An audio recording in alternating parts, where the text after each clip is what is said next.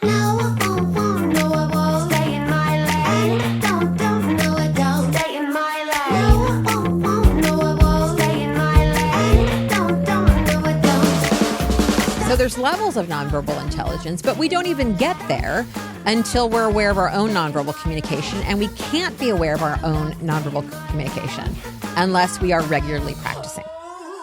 You're listening to Sari Swear on the Sari Swears podcast.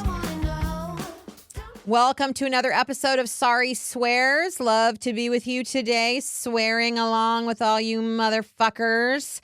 But today we are talking about practice, how it makes progress, and why you aren't doing it and why you should be doing it. So it's been very interesting as of late. I just had a client that booked a couple days with me. One day working on voir dire, second day with a couple of mock juries. And it was so funny because, you know, it's one client and he walks in. Well, actually, he doesn't walk in. Two strangers walk in on the day of day one. And then three more strangers. And then finally, my client, he brought 5 team members, forgot to tell me that he was bringing, maybe it was only 4. But anyways, so that was fun. But at the end of that 2 days, when we were talking about, you know, what their learnings were and what they took from that time, he and everyone else said that practice is so important. You know, we've been running these new Command the Courtrooms, for example, and we have another one coming up in November. November 13th and 14th is our last one of the year, and it's going to be on opening. So if you haven't already got your seat, go to sariswears.com/opening. But they've been incredibly popular. We've sold out every single one. And when we ask them the question, those 12 attorneys who've come out to play on either voir dire or opening or damages, you know, what are you taking away? We also hear, oh my gosh, it's so important to actually get on your feet and practice. In fact, I have a client who's been a client of mine for 20 years now, and he will say to me, you know, I book stuff with you primarily because I know that if I have a session coming up with you, you're going to make me practice, and I just won't do it on my own.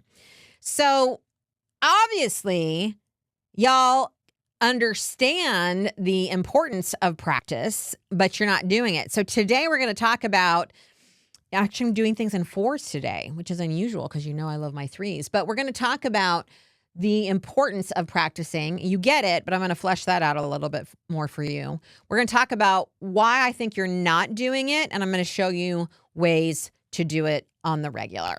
All right.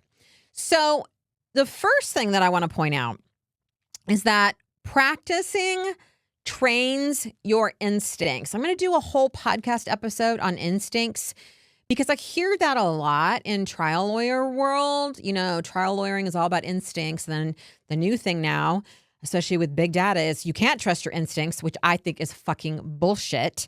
But what I will say is that instincts do need to be trained.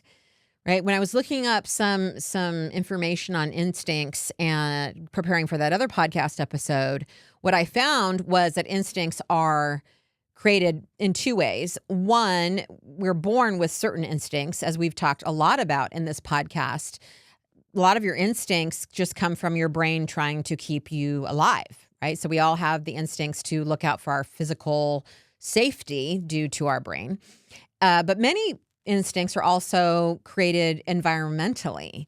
So for example, I don't think it is luck of the draw that I am a nonverbal expert. I grew up in domestic violence. I learned very early how to take the temperature of a room to literally keep myself safe. And now I am like hyper aware of nonverbal cues from other people. So environment also has a say in how your instincts are created. But I do think that your instincts need to be trained. For example, instinctually, when we are speaking to a group and an individual in that group, whether that's a group of 12, like in most juries, or if it's a group of 300 people, when an individual in that group asks a question of the speaker, we tend to walk toward them. And one of the things that I train my trial attorneys when they come out and work with me and they're practicing on their feet is to walk away from the person speaking. Now, we have a very specific way to do that to show that we're still listening. But the reason that we don't walk toward the person is we cut off the entirety of the rest of the group. That person starts to speak, softer. So then the group can't hear them. There's all kinds of reasons why we don't. But there's an example of having to train your instincts, because your instincts are to walk toward the person, again, because that's what's normal in individual communication, but we're not in individual communication when we're speaking to a group. So we have to train our instincts.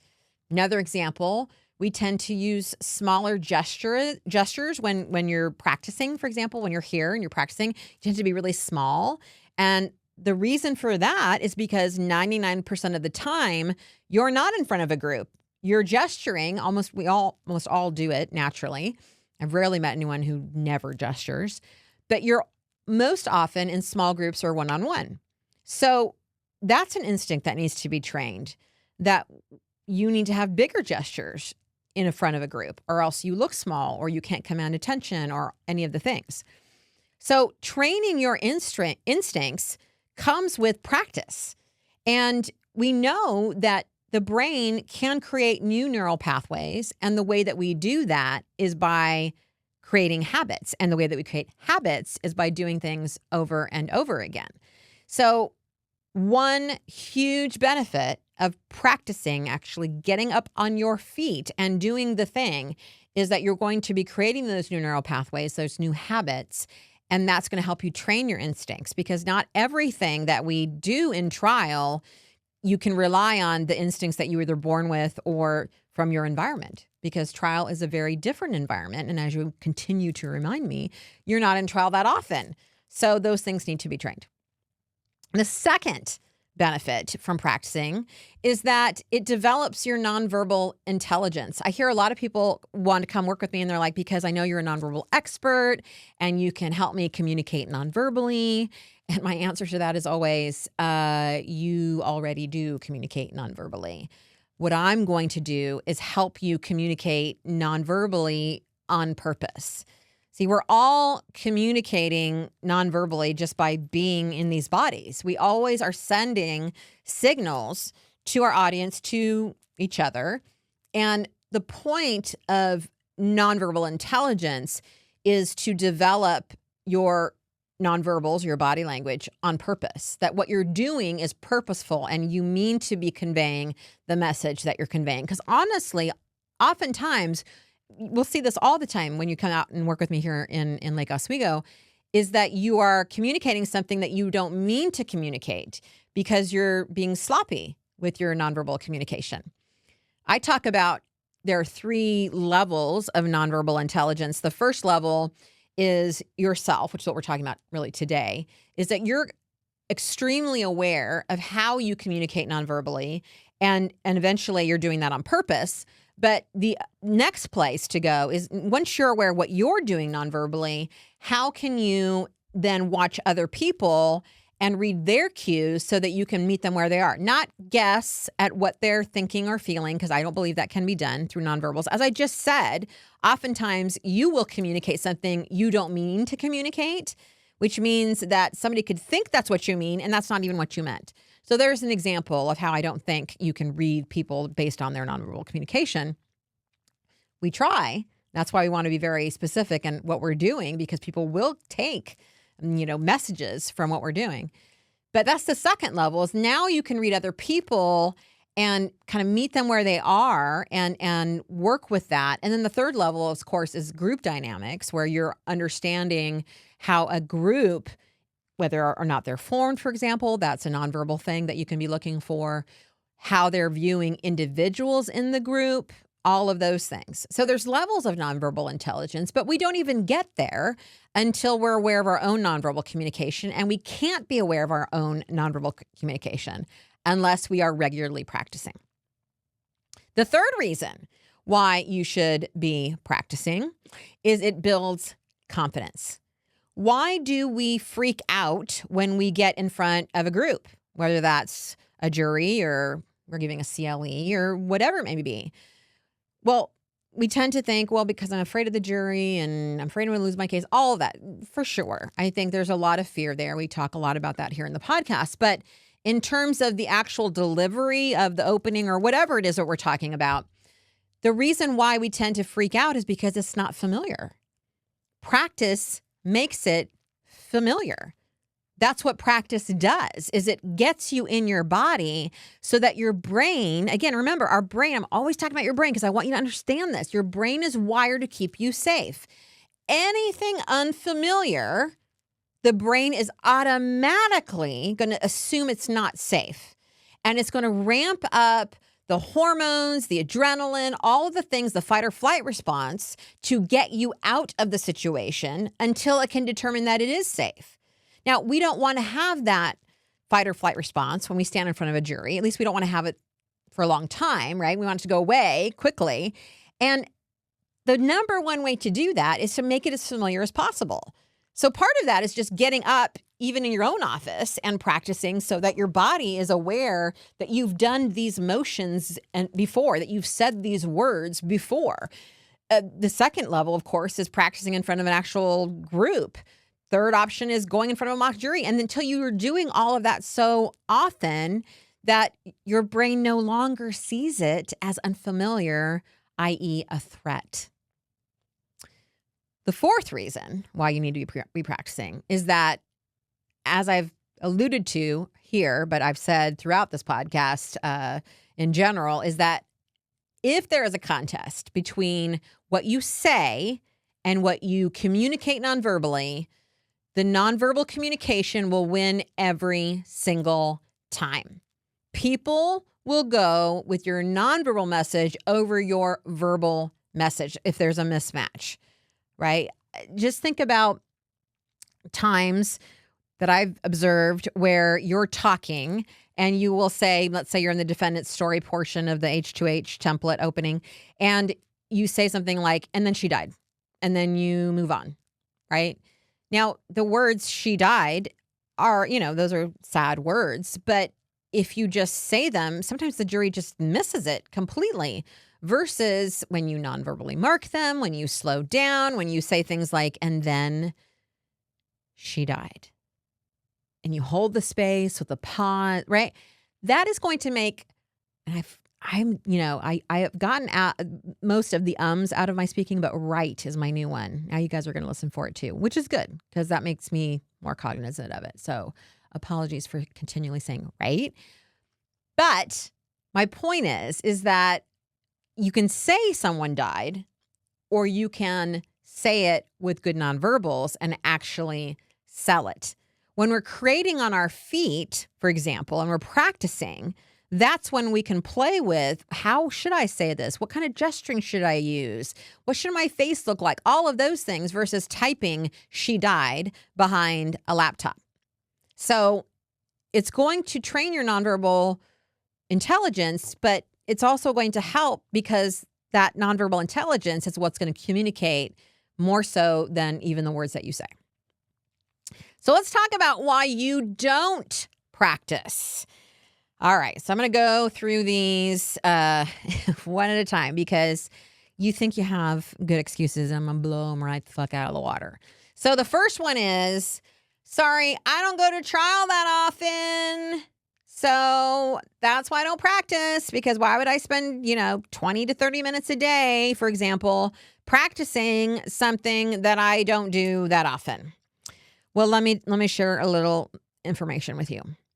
I'm a musician, as many of you know. I have 2 advanced degrees in music, and musicians practice way more than they will ever perform. They practice hundreds of hours sometimes for a 10-minute recital piece that they're going to play. And recitals are often twice a year, most of the time once a year. So that's about the rate that many of you go to trial. So if they're doing that to prepare for a 10-minute piece, that's not even a professional musician. We're just talking about, my kid right now is practicing cello just to learn how to play in the recital in the spring. So that's not an excuse. I mean, look at athletes. Athletes practice way more than they ever play in games, right? Oop, there's the right again. Olympians practice for something that happens every 4 years. And that performance that they're going to do every 4 years is often just a few minutes long. They all practice way more than they'll ever perform. And here's what I want you to be thinking about is that the reason they do that, especially in the terms of the professional athletes and Olympians, is because what is at stake is so important that they know that the practice is going to be the thing that will either win the game or get them the medal. Don't you think that what you're doing is even more important than winning a gold medal or a basketball game? It is. We're talking about actual people's lives. Trial experience used to lead to the kind of skill that we need because attorneys went to trial way more often than they do. But you don't go to trial as often anymore. And so instead of fixing that deficit, you just let go of practicing altogether and now made it into an excuse. Instead of saying, well, we used to get so much more practice because we were in trial all the time, but now we're not. So we really need to find another way to do that. You've said, well, because we're not, I guess I don't need to practice. And nothing could be further from the truth. Now, I know some of you are worried about, quote unquote, learning on the job to become a better attorney.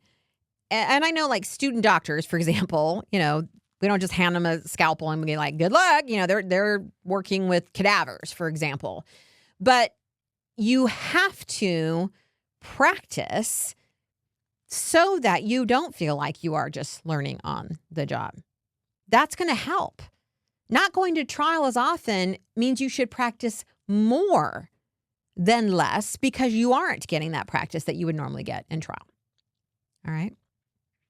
Think about when athletes are benched, for example. All right.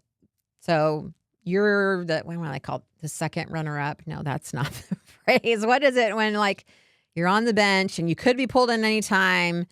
You're not the first. See if Kevin wasn't here. You're not the first string. Maybe that's it. I don't know. Do you not practice then? Do you say, well, I'll probably never be called into the game, so, I'm not going to practice that much. No. What if the coach puts you in? Here's what I really want you to get. You have to decide whether or not you're a real trial attorney. And if you decide that you're a real trial attorney that goes to trial, it doesn't matter how many times you go to trial or how often you go to trial. If you've decided you're a trial attorney, that shit takes practice. The end. All right, the second reason that you're not practicing, now this isn't one that you give me, this is one I'm going to give you, is arrogance. Listen, you think you can wing it. Everywhere else, you value hard work. I hear that all the time. What does it take to be a trial? Hard work, hard work, hard work. That's the number one thing. Hard work. It's the holy grail. That and preparation, which is also hard work, right? That's what you guys tout out all the time. That's what it takes to be a great trialer. Hard work, except in this one area. You will shove information into your brain until 2 a.m. the night before a deposition, but God forbid you spend 20 to 30 minutes on practicing. Now, some of you are absolutely, totally naturals, I guess is the word I want to say. I'm a natural. I was born to do this work. I was born to be a speaker on stage, all of the things. But it also took practicing and training to get me to where I am now. Even if you are a natural, which many of you are, that doesn't mean that you shouldn't be practicing, whether that's on your own or in a cohort, like a lot of our H2Hers get together to practice, or coming out here, or whatever it is, because that's only going to continue your mastery. You don't get to say, I'm so good at this, and then not practice. Now, I know many of you have had the experience where you are, given something last minute or told you're doing voir dire at the last minute, and you're like, that's the best voir dire of my life, and, I didn't even prepare that much. So don't get me wrong here. I'm not comparing preparation with practice. I think you do tend to over prepare and get into your head, and that being out there and being in flow and finding that beautiful space where you trust yourself and you trust your instincts, that's great. That doesn't mean that you shouldn't continue to practice and hone your craft. And when the command the courtroom people are out here and they are really getting hard on themselves, right? Some of them this is their first time with H2H and they're trying the skills and they're like, oh my God, I'm getting it wrong. And you can just see they're being really hard on themselves. And I say, listen, I want you to be compassionate with yourself as you're learning. But I also want to say this, and then I move over. What the fuck do you expect? Do you really think that you can come here and in 2 days learn this skill so that you don't struggle with it at all? That's some fucking arrogance right there. Stop your fucking whining.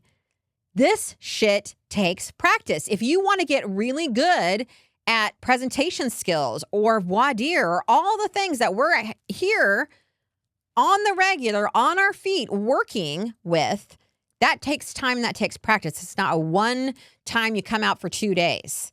That's the arrogance I'm talking about. It's the people who are continually willing to work on it, even when it's uncomfortable, even when they're making mistakes, even when it looks dumb, even when it feels stupid. That's the attorneys that go on to really, really hone their craft.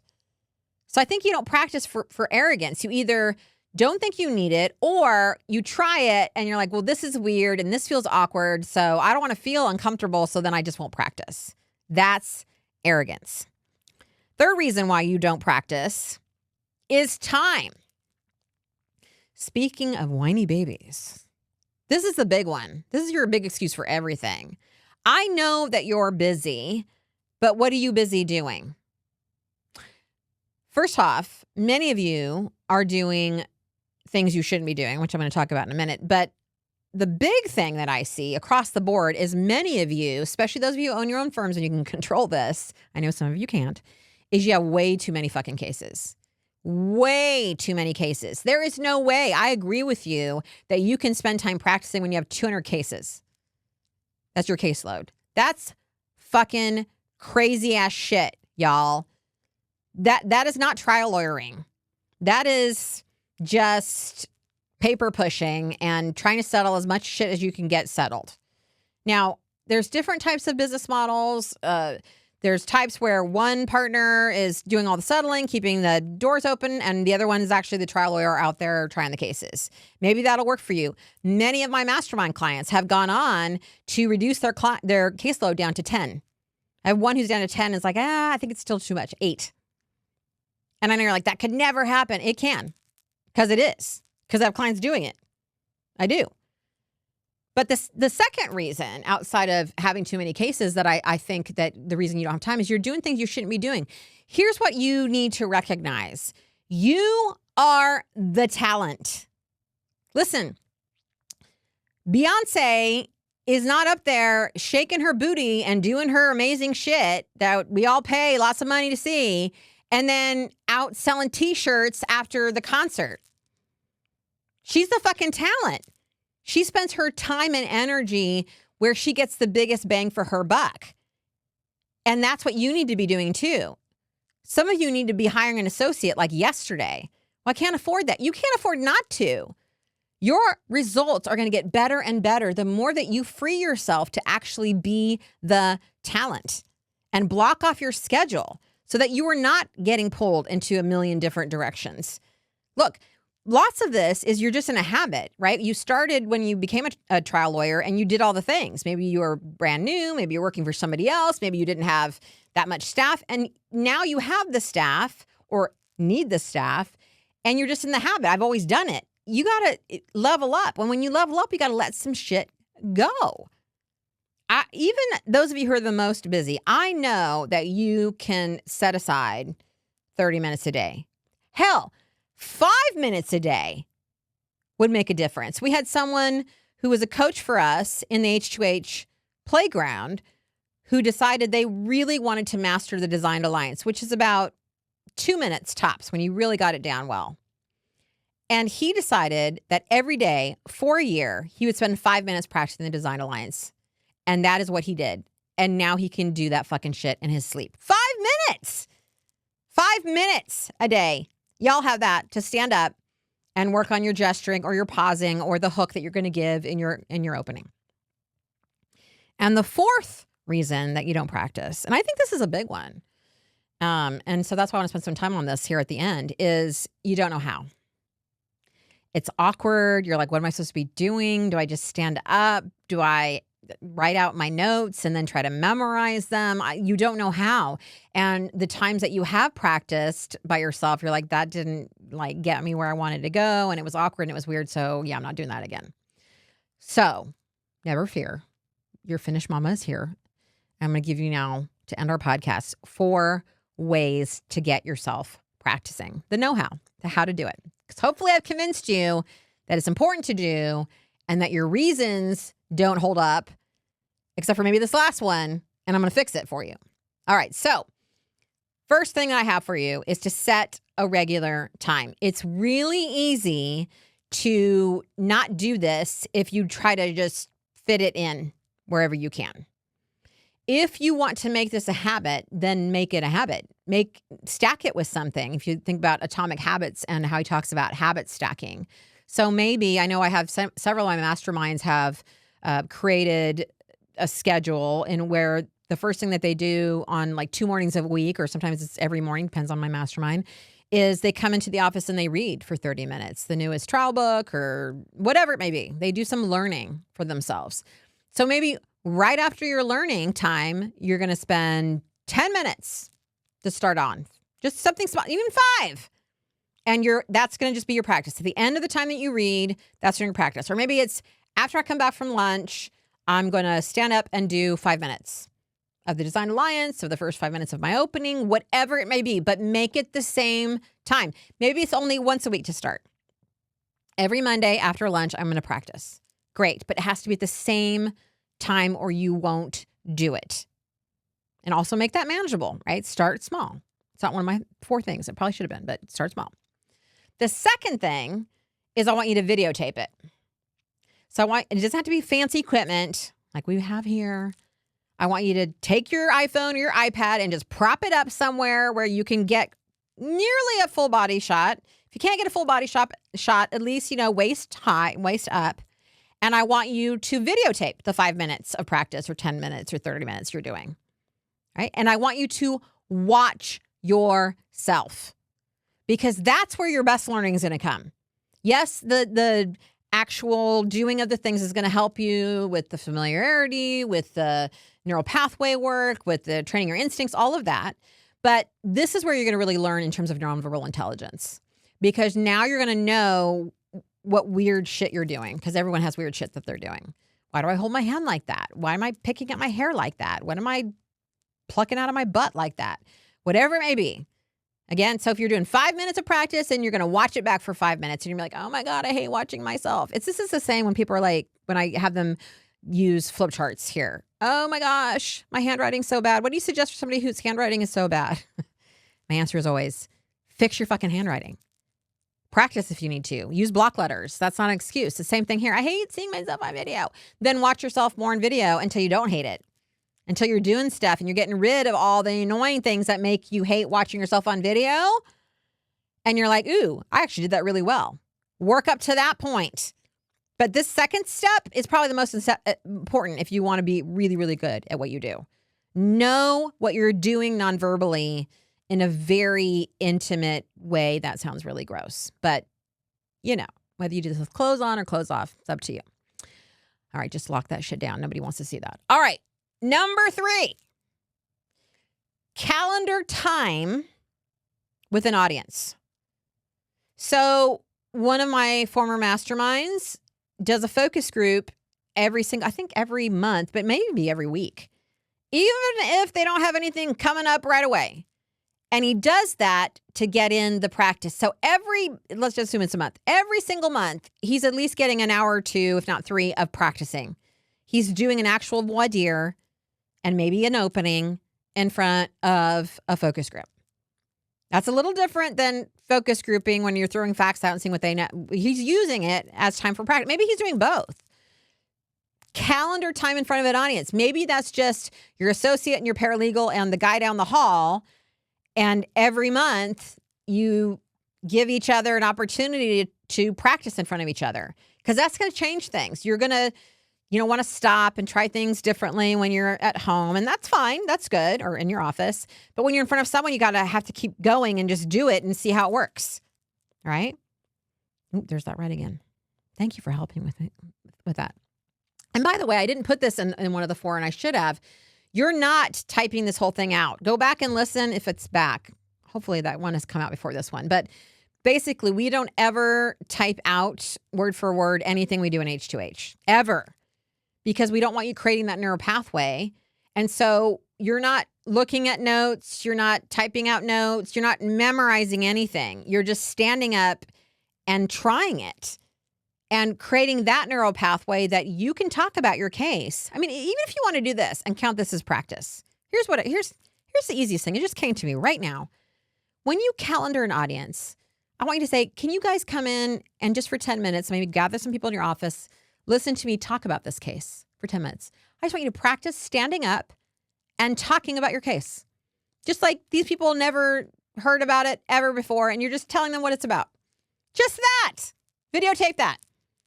Don't call it an opening. Don't call it anything that it isn't. Just practice being on your feet in front of people talking about your case, because eventually this is where you end up. Right? Eventually, in H2H, we want it to sound like you're just talking about something that you know really well. So there, that's how you can do it. Even if you just do that once a week for 10 minutes, just practice standing in front of people and talking about your case. That's gonna assist you, especially if you videotape it. And the last thing you can do to help you practice, which is a little self-serving, but I gave you an extra one in there, so here it is you can join the H2H playground. And yeah, it's self-serving in that, I get money from that. But it's not in that it really is going to help you.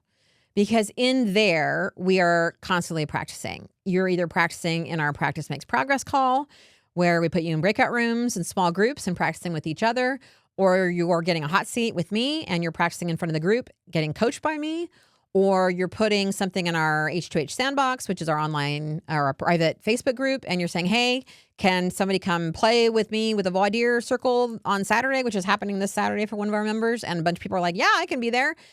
It's a place where we recommend, support, and assist you practicing on the regular. It gives you a place and people to do that with. And so you can go to sariswears.com/play and join right now. We are going to close the playground at the end of this year and go back to our launch model where it's only open a couple times a year. So this is your chance to get in there now. Otherwise, you're going to have to wait until we have a launch where we open it a couple times a year. But that's the number one reason why we created the H2H playground, is so you have a place to practice with other people. Because as you've seen in this podcast episode, practice is where it's at. It's what I continue to hear from those of you who come out here, whether it's you booked 2 days with me and paid tons of money to do that on your own. At least I was thinking it was on your own until you brought all your staff members with you. Or you're here with a group of 11 other attorneys for 2 days. This is what I keep hearing. Oh my gosh, this is so valuable. I need to be doing this on my own. Yes, you do. So here it is. Even if it's just 10 minutes a week, start with that. I'll take anything, my loves. Just start practicing.